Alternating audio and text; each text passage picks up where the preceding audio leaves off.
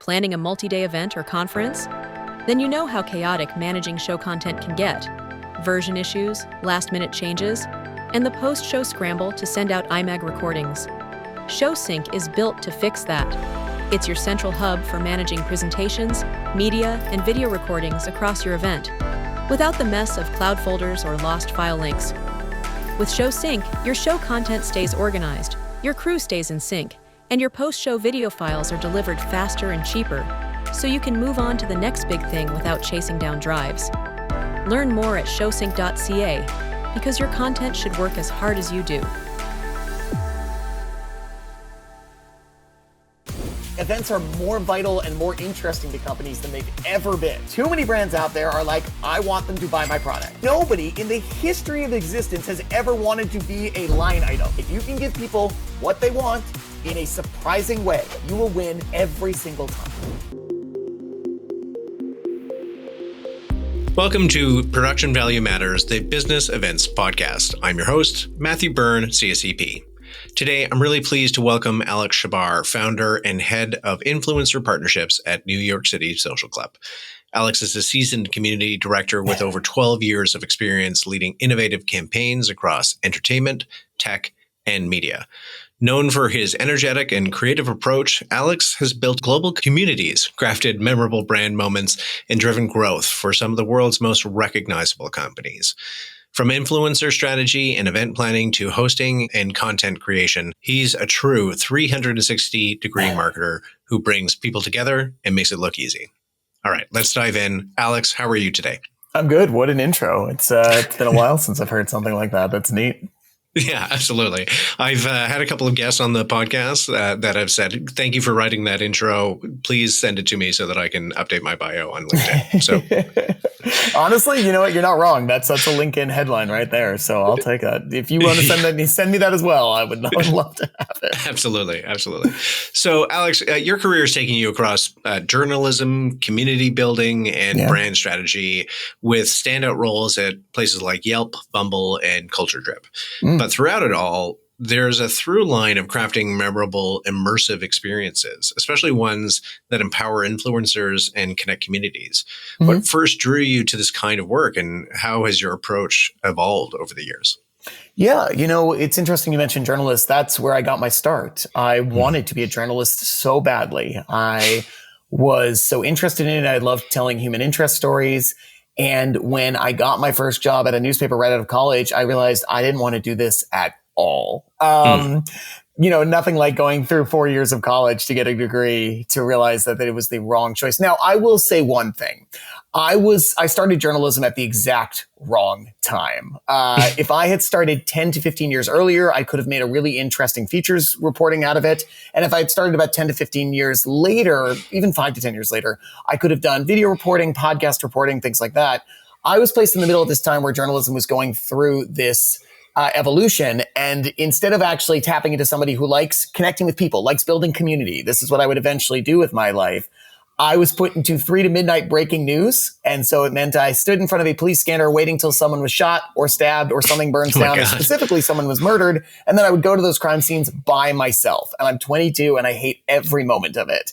And I'm trying to tell these interesting stories about things happening in the city, or about pop culture moments that are worth sharing, or writing these things that would eventually be, go viral. The term viral wasn't a thing at the time, but it was. And they were like, do your dues, do the thing you should be doing, work these crime beats. Like, this is where you are. And I was like, I hate all of this. This is all miserable to me. And so, I eventually left that job. We'll say consciously uncoupled from that job. That's the nice way to put it. And I wanted to get something back. I was living in Cincinnati. I'd never been to Ohio before getting this job. I moved to Ohio for this job, and I wanted to give something back. And I decided I was going to screen the 100 greatest films of all time publicly for a whole year. 2 movies a week, an entire year. You have no idea how long a year-long project is until you're 3 months into it and realize you have 9 months left to go and it's consuming your life. But it was a blast. And we screened these movies, and we started in just living rooms. And then businesses started to be like, can we show these movies? Because if you're a bakery and you want to sell cupcakes, you show a movie and you'll sell cupcakes. It's great. And suddenly we're doing 500-person screenings of the original King Kong, the classic black and white one on Cincinnati's classic Fountain Square. Or we did Raiders of the Lost Ark in the theater that Steven Spielberg premiered it in this tiny theater called the 20th Century Theater, because he's from Ohio and he premiered it in this tiny theater. And we screened it, and it was beautiful, and it brought people together, and they were having these shared moments, and they were sharing over social media. And I went, wait, this is what I want to do. Like, this is actually it. And so when Yelp came calling, Yelp was looking for their first ever community manager in Cincinnati. And I was like, I think I'd be good at this job. And they agreed. And eventually I became senior director of community for Yelp. I oversaw growth in Europe. I was based out of London for a while. I was in Chicago and saw the Midwest. And that was the start of a very interesting career about not just running events, but connecting people over shared interest, building community, and giving people a reason to want to be at the event, not just show up because they're like, well, it's an event. I want them to actively want to be there and walk away going, that was amazing. That's what I try to do. Okay, so let's shift our focus a little bit to some of the challenges that you think event professionals are facing today. What do you see as the biggest frustration or pain point event leaders are grappling with? And why is it different or more complex than previous years? Well, it's a really interesting question. So post-COVID, events were everywhere. You know, people wanted to be out and connected. And now we're in this interesting state where they aren't quite sure where to connect on events wise. You know, a lot of companies are still like, we can do virtual events. And people are like, well, I'm kind of sick of virtual events, but they're so much easier to do. And they're so much easier to connect with a larger audience. So then if a brand is going to be like, all right, I'm going to put the money and time and effort into an actual event, like actually bringing people together physically, what am I getting out of it? And a lot of these brands don't know. You know, that's the first question I ever ask a brand is why? Big one word, big question. Why are you doing this event? What is your ROI? What are you trying to attain by this? And if the answer is just brand awareness, then you're doing it wrong. Because if one new person learns about your event, great, brand awareness. Is that a successful event? Of course not. That's ridiculous. So I always try to work that funnel down backwards, being like, all right, if we ran an event and it was the most successful event you have ever had, what would that event look like? And a lot of these companies aren't even asking this question. They're just like, well, I know I need to do events. I know that's the way you get branding out there. I know that's the way that you get attention on your product. Sure. But like, so does everybody. So like, you know, if you were trying to do something for everyone, you actually end up doing something for no one. You do everything for no one at that point. So yeah, I think the thing they're trying to figure out is what they want to do with these events, why they're doing it, and what is the most effective way to get that done. And so I think the biggest question, the biggest problem they're having right now is they're not asking these questions. They're doing events because they've either always done events or they feel like they need to be doing events. And they're not actually figuring out what makes an event successful and how to make the most out of it. So that at the end of the event, they're like, wow, we spent $500,000 on this event and I'm not sure it was worth it. Well, of course it wasn't worth it. You weren't doing any of the pre-work to make sure it was worth it. So that's where we need to start.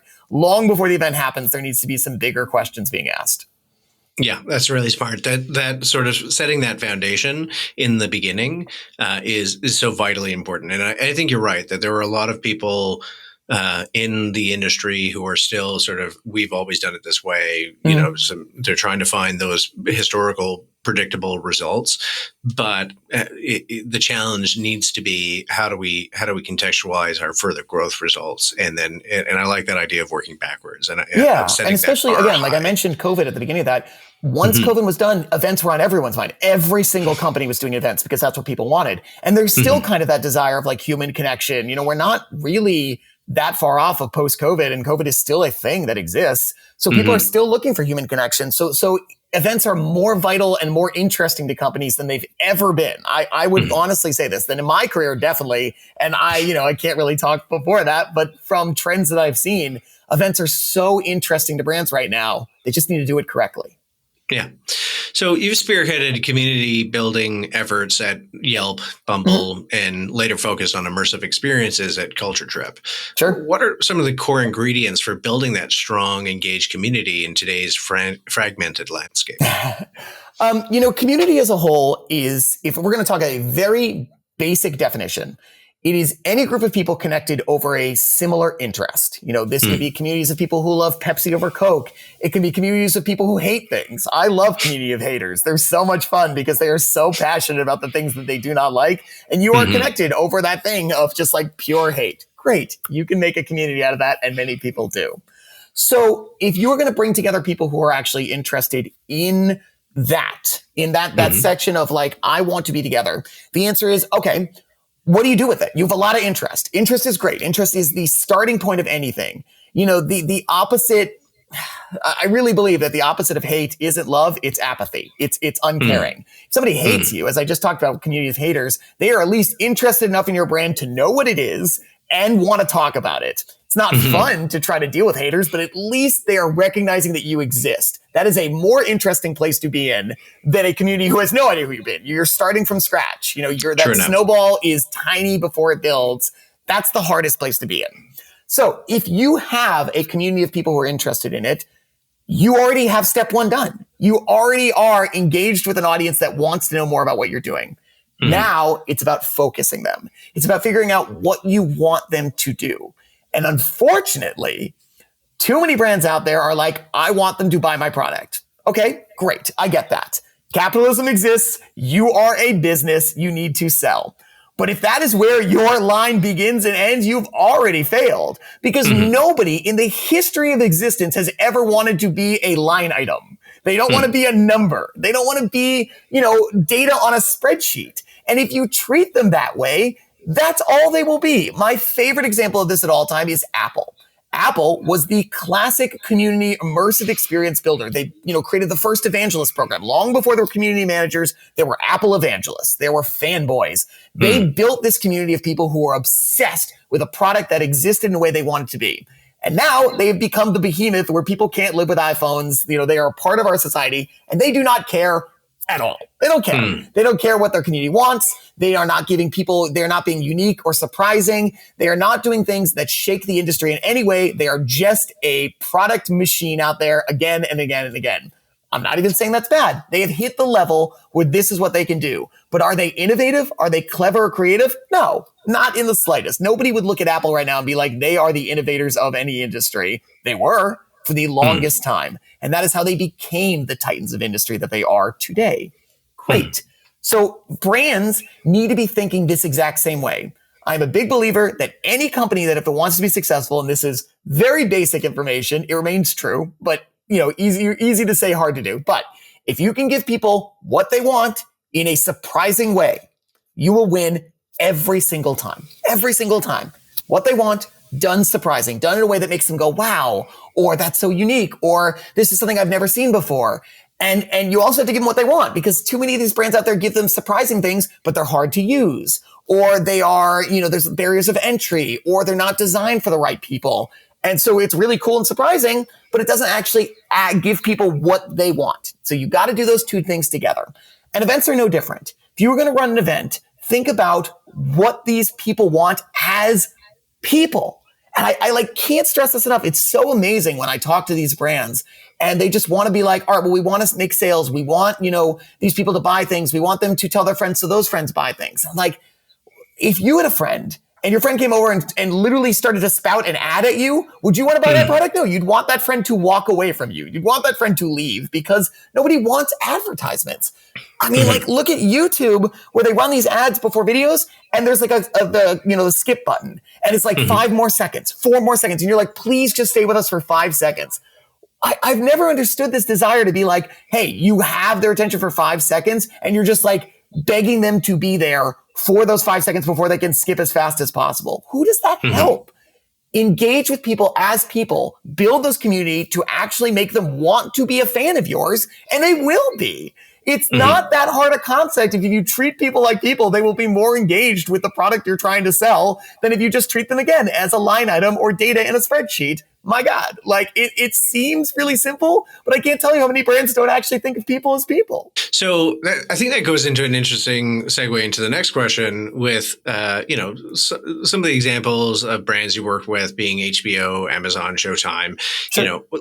So what makes that kind of an influencer experience not just good, but unforgettable? I mean, you touch on the strategy. I'm not going to call it a strategy, but the value. And the value and the philosophy that you got to start with treating them like people.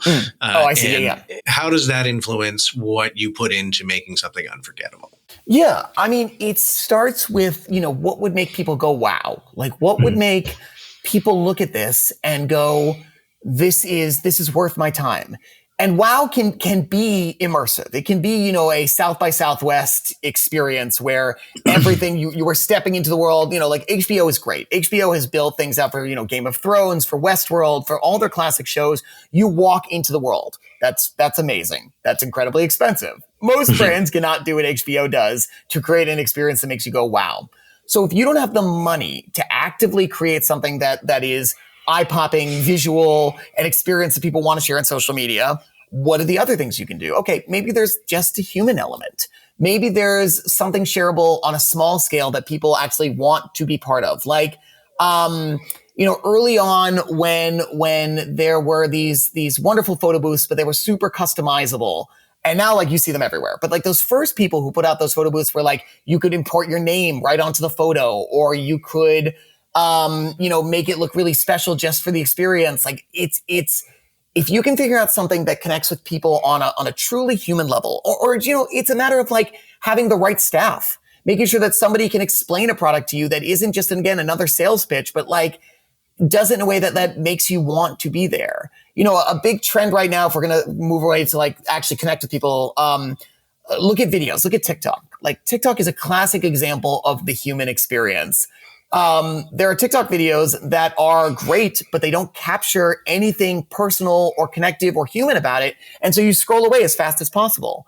This is why this concept of like hooks in a TikTok video. If you're making TikTok videos, the first thing you'll hear about is hooks. What are you going to do that's get them in those first 2 to 3 seconds? The same thing is true about events. What are you doing that if they walk in, they're like, this is so cool. With influencers, it's really easy to run these things because they have so much data about them on there. I ran an event once where every single influencer got a specialized cocktail made to them based on their profile. It was 40 influencers. It was very easy to make 40 individual cocktails. It literally took me maybe 2 days of research on these influencers to go through and be like, I know this person loves this thing. And there was a little sheet that printed out was like, we made you this vodka, fruity cocktail because you love bright colors, you love exploring. We put in mango there because of your last trip to Bali. And they were like, this is the most amazing thing ever. Was that expensive? Hell no. Was it like over the top? Absolutely not. Was it incredibly personal and connective and made them want to share that brand? Absolutely. All of them shared it. Who would not share that if you walked in and someone designed you a cocktail specifically made for you about your personal preferences? That's so easy to do. It was so low cost and they loved it. So if you don't have $1 million to create an immersive experience, think smaller, think personal, think about connecting with your audience in a way, again, I'm going to keep going back to this, in a way that makes them feel like a real person, and they will respond every single time. Planning a multi-day event or conference? Then you know how chaotic managing show content can get. Version issues, last-minute changes, and the post-show scramble to send out IMAG recordings. ShowSync is built to fix that. It's your central hub for managing presentations, media, and video recordings across your event, without the mess of cloud folders or lost file links. With ShowSync, your show content stays organized, your crew stays in sync, and your post-show video files are delivered faster and cheaper, so you can move on to the next big thing without chasing down drives.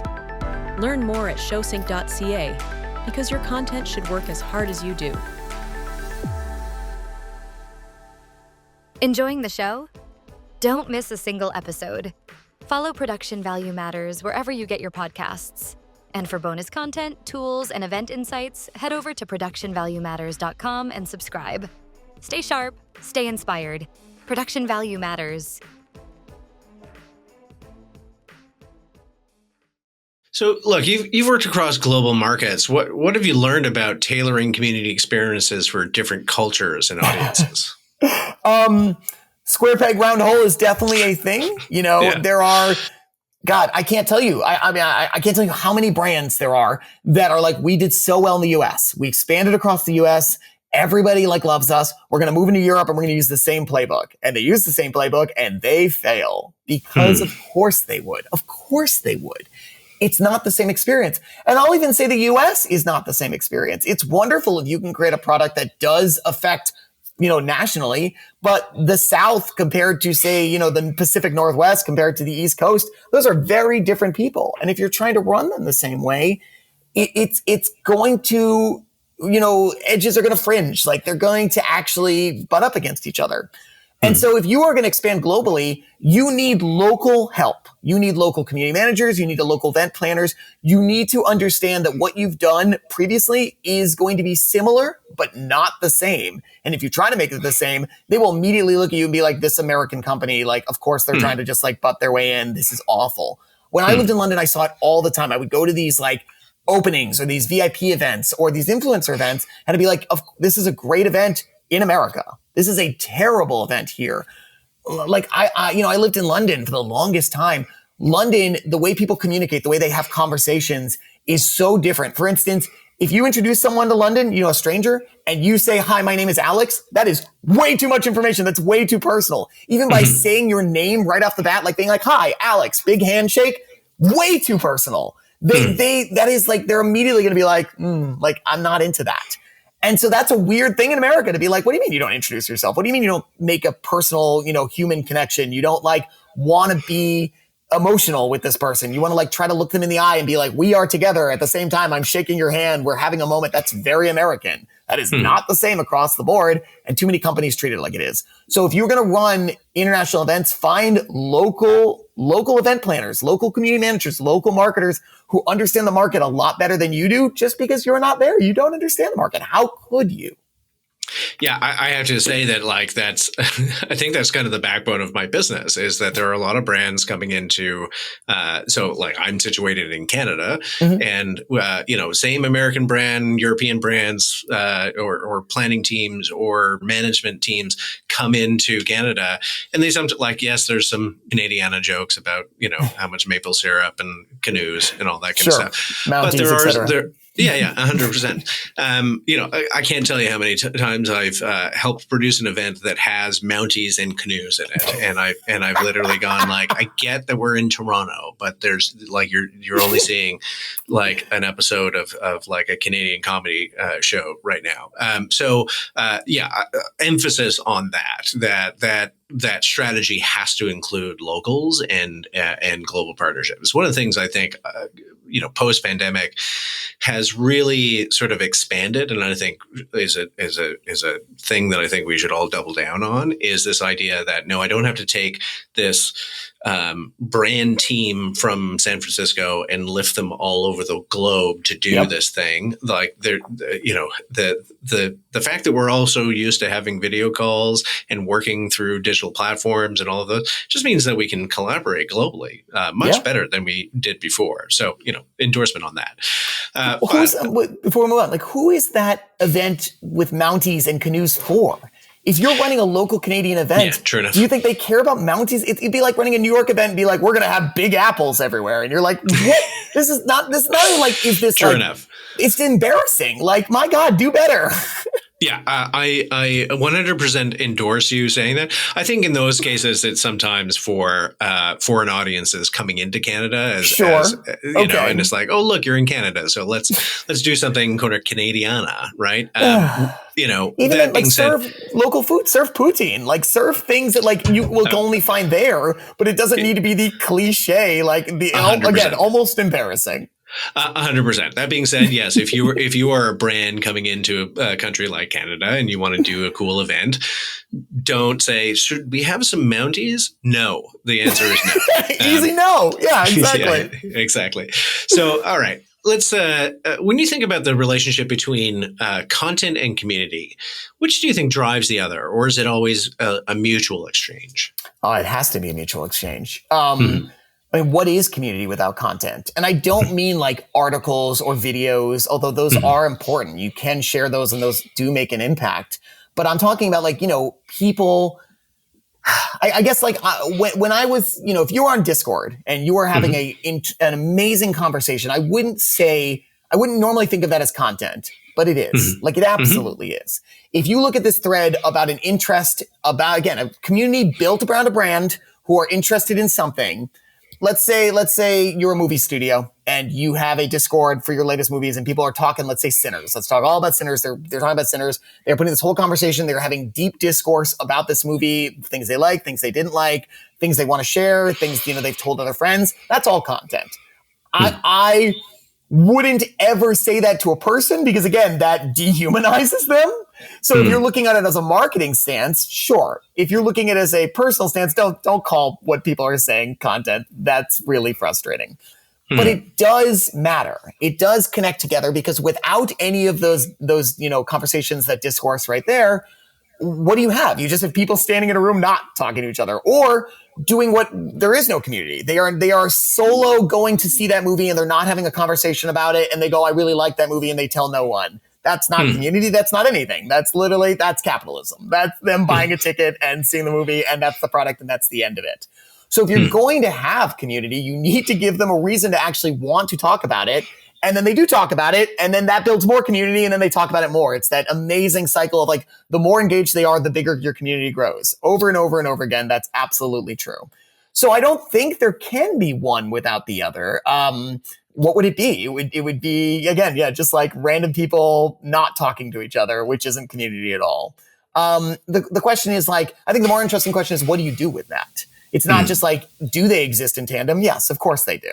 But how do you then capitalize on that in a way that grows the brand authentically? Big underlined on authentically, not growing the brand again because you're like tricking them or forcing them or incentivizing them or treating them as data, but authentically going, they love this product. Let's nurture that. Let's give them a reason to want to be amazing, ambassadors or community members or just like people who like our brand, but aren't just like buying the product and forgetting about it.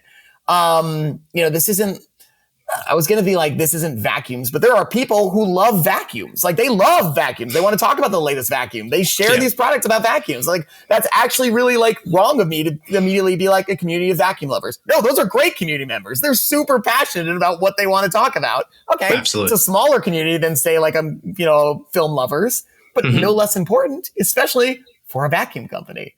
Yeah, so, 100%. How do you then take all that data? How do you take all that stuff that they're putting out there that you as a marketer are looking at as content and then being like, let's make sure this still feels human. And that's just day to day, giving resources, building community managers, giving them spaces to like connect, running events, bringing people together either virtually or hopefully in real time. Because when people meet, there is no connection like a real connection. I don't care how online, how digital you are. When you meet that person for the first time in real life, your entire relationship changes. And if you meet a ton of people who feel the same way that you do about a thing in real life, in real time, your relationship changes with all of them. It changes with the entire community. This is why live events have been since the dawn of time. Have we come together as a human civilization in groups as people?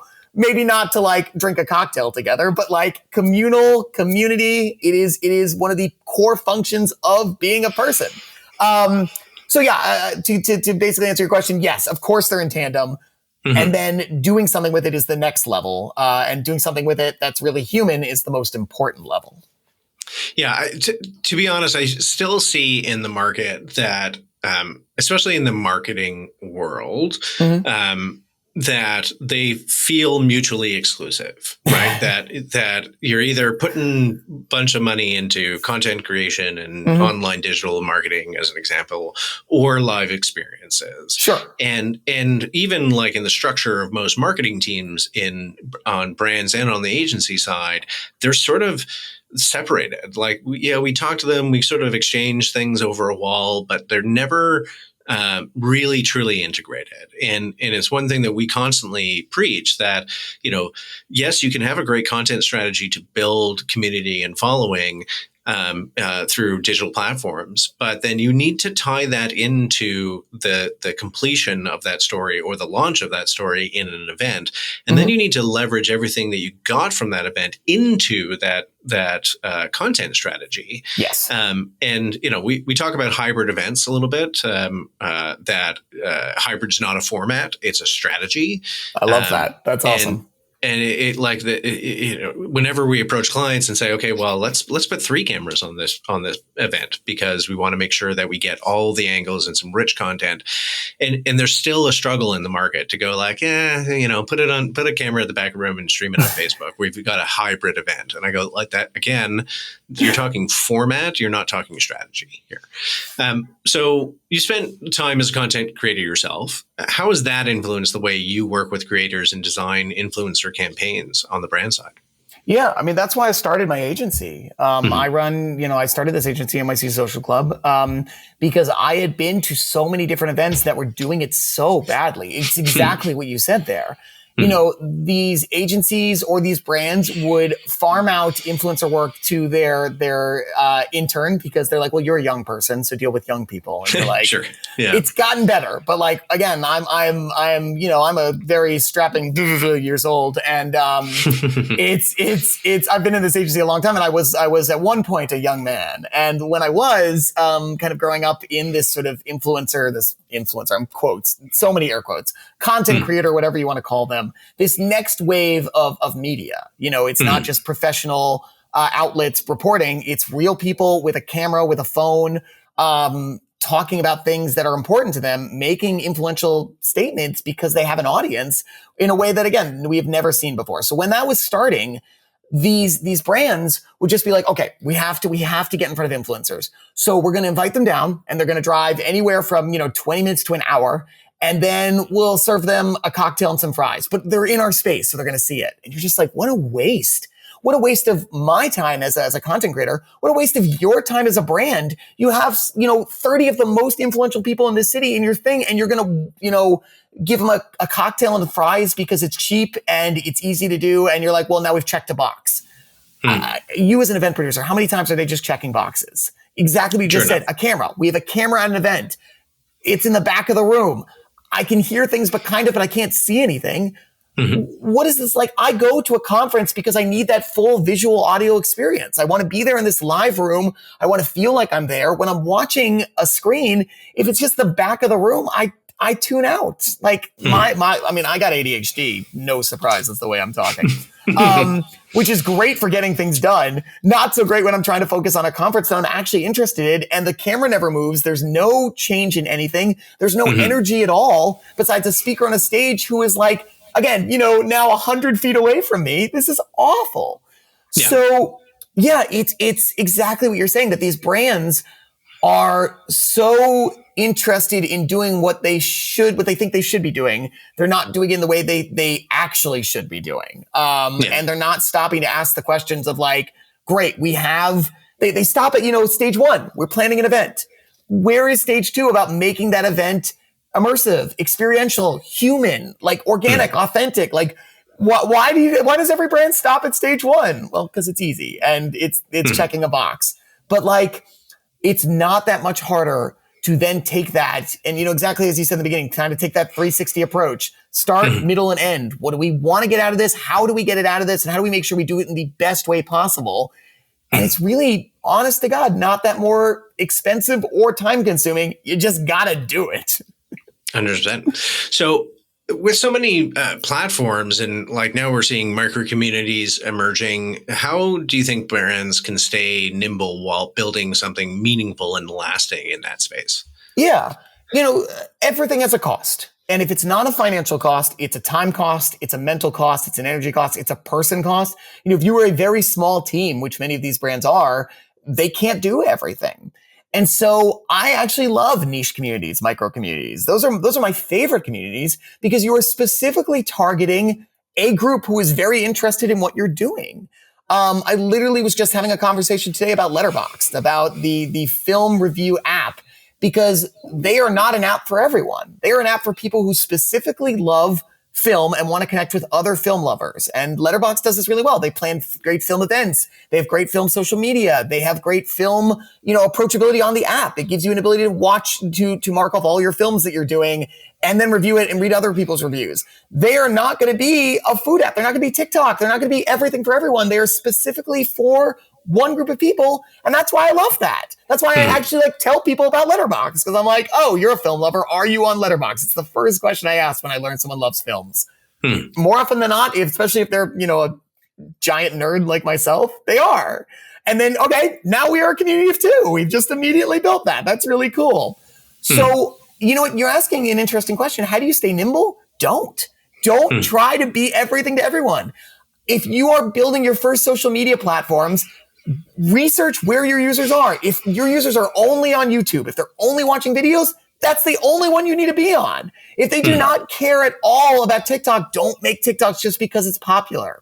If you are building a community of people, you don't need to be a community of everything. They will form those on their own. If you build a great enough, again, I'll go to Letterboxd. If Letterboxd builds a great film community, within that community, you will find people who love film and food, and they will connect themselves. You don't need to build that as an extra platform of popcorn and movies go well together. Let's have a popcorn section. No, focus on the one thing you do really, really well, and those other communities, the other growth will come from it. Give them a reason to want to come together. So don't worry too much about being nimble. Just be really good at what you do on a very small scale, especially in this new age where there are all these wonderful micro communities, specific apps, targeted, events for very, very, very intricate, individual things that are connected to a very smaller group of people. That's great. It is so much better to have 100 hardcore dedicated users, people who will tell every single person what you're doing. They will buy every product you come out. They are your gigantic fanboys, fangirls, fanthems, the across the board. It's so much better to have 100 of them than it is to have 5,000 people who are they know about you but don't really care about you. Those 100 people are way more valuable across the board, hands down, every single time. 100%.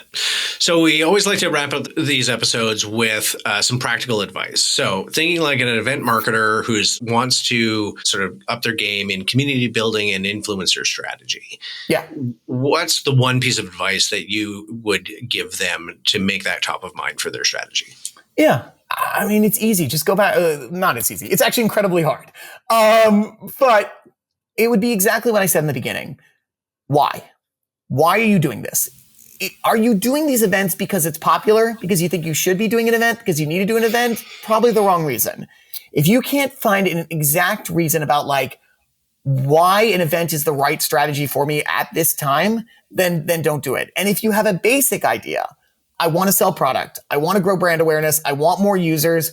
I want something flashy that we can put on social media. I want to create content. Okay, that's a great first step. Then take it to that next level. How does that engage with your year goals, quarterly goals? How does that engage with what you are trying to do in the long term? How does that engage with your roadmap? Exactly what you were talking about. Connect your departments. Make sure the events department is talking to the marketing department, who's talking to the content department. They all need to be working in tandem. So step one is figuring out why. And step two is then how do we make this the most efficient way possible? Because, money isn't free. Yes.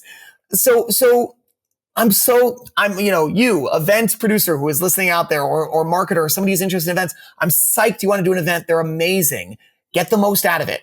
Put in the time and the effort to plan before you even step foot into an event space, and it will be exponentially better for you. I promise. Excellent. Well, Alex, thank you very much for joining us today. For those listening, if you want to access more resources about the podcast or past episodes, please go to productionvaluematters.com and you can subscribe there. Alex, again, thank you so much for joining me on the podcast. It was such a pleasure to speak with you. No worries. Thank you for having me. Production Value Matters, the Business Events Podcast, is brought to you by Byrne Production Services. To learn more about Byrne Production Services and how we can achieve your business goals, head over to byrneproductionservices.com. Thanks for listening.